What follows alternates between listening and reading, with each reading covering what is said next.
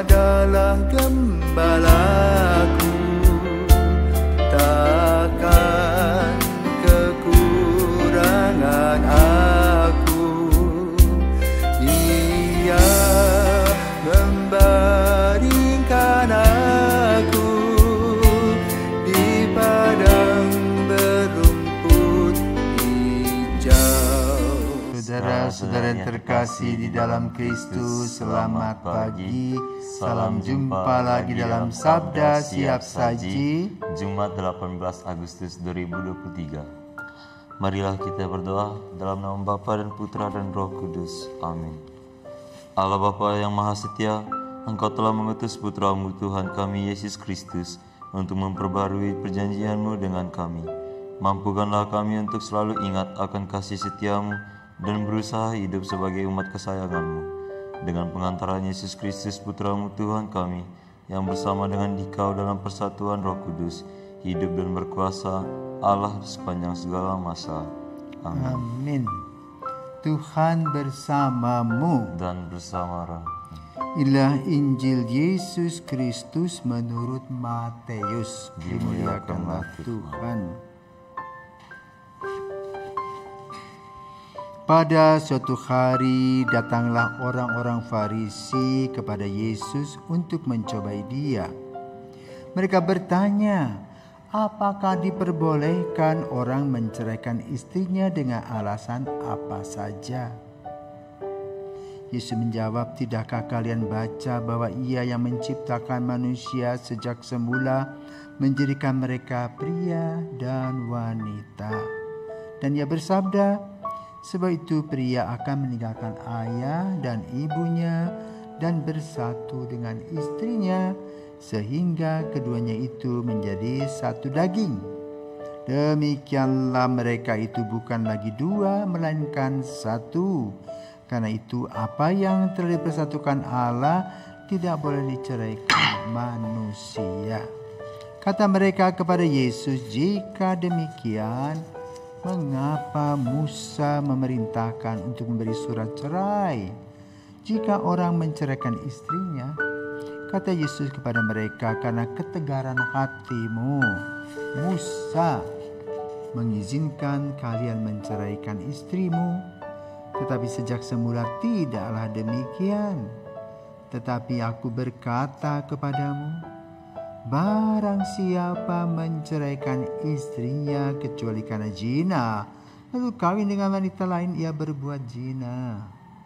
Maka murid-murid berkata kepada Yesus, jika demikian halnya hubungan antara suami istri, lebih baik jangan kawin.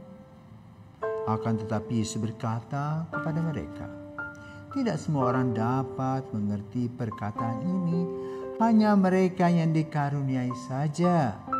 Ada orang yang tidak dapat kawin karena ia memang lahir demikian dari rahim ibunya. Dan ada orang yang dijadikan demikian oleh orang lain. Dan ada orang yang membuat dirinya demikian karena kemauannya sendiri. Demi kerajaan surga, siapa dapat mengerti, hendaklah ia mengerti. Demikianlah sabda Tuhan. Terpujilah Kristus. Selamat pagi Romo. Pagi. Saya ingin bertanya, mengapa sih banyak terjadinya kasus-kasus perceraian, khususnya keluarga-keluarga Katolik? Ya, selamat pagi Dolfo. Konteks Injil pada hari ini adalah tentang perceraian. Yang kamu katakan cukup banyak orang sekarang bercerai. Kenapa? Ya. Kompleks masalahnya. Ya. Yang pertama, orang kurang begitu paham tentang perkawinan. Apalagi bagi perkawinan yang bergelar MBA, tahu? Married because accident. Itu hanya geli-geli saja. Harus bertanggung jawab, dikukuhkan di gereja, lalu tidak paham tentang pasangannya. Yang mereka tahu, aku hanya ingin kelebihan istriku, Aku hanya ingin kelebihan suamiku, padahal yang menikah itu baik buruk suami istri harus diterima. Jelek-jelek sang suami atau sang istri harus tahu kalau salah satu dari mereka kentut, itu bukan menghina tapi sakit perut. Ya, bahwa pasangan itu tidak sempurna. Jadi yang enak-enak, yang baik-baik kita bisa terima. Tetapi yang tidak bisa kita terima itu kekurangan-kekurangan itu. Makanya hidup berkeluarga adalah sekolah kehidupan. Di sekolah kamu tidak semua mata pelajaran toh kamu sukai. Tetapi kamu harus belajar demi angka raport itu. Demikian pula sekolah kehidupan bukan hanya terima yang baik-baik saja, tapi juga harus terima yang kurang baik. Misalnya suaminya pemarah, istrinya sensitif, cerewet, pelit, kikir, cemburuan. Itu semua bagian dari kehidupan keluarga. Maka di dalam kehidupan perkawinan satu harus ada komitmen. Bagaimana komitmen ini dilaksanakan dalam kehidupan sehari-hari? Aku cinta pada dia 100%. Kedua, komunikasi nggak jalan. Sering komunikasi tidak jalan. Karena mungkin salah satunya menganggap rendah pasangannya. Itu mulai melahirkan konflik. Ketiga, juga jangan lupa perceraian disebabkan juga orang ketiga. Orang ketiga itu bisa pil, pria idaman lain, bisa will, wanita idaman lain, tapi bisa juga orang tua dan mertua.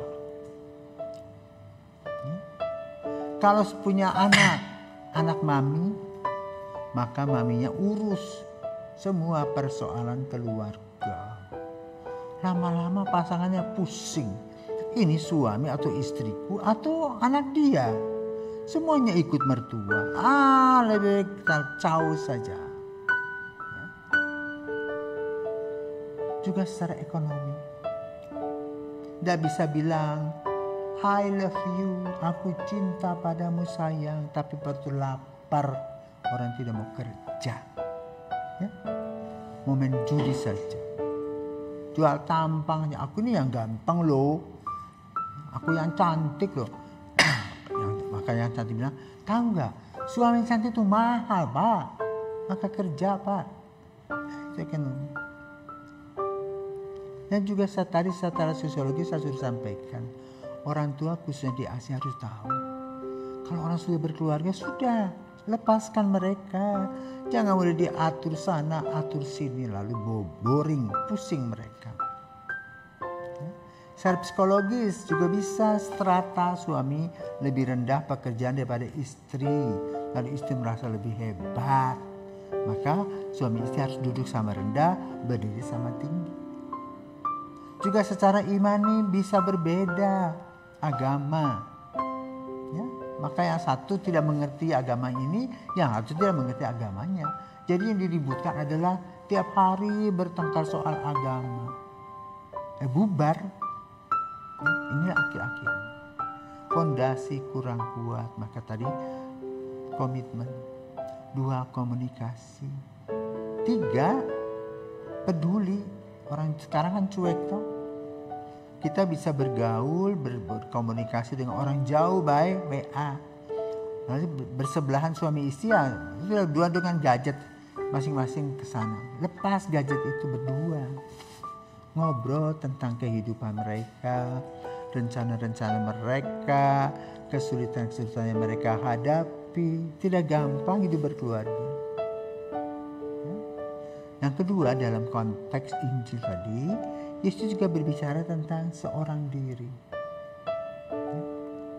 Pertama, ya memang orang itu karena cacat tidak bisa kawin. Tapi yang kedua, bisa tidak kawin karena dia punya motivasi. Seperti misalnya ingin jadi pastor yang kebetulan peraturannya selibat. Ya. maka tidak bisa melawan hukum. Mau masuk menjadi pastor dia tidak kawin, itu risikonya.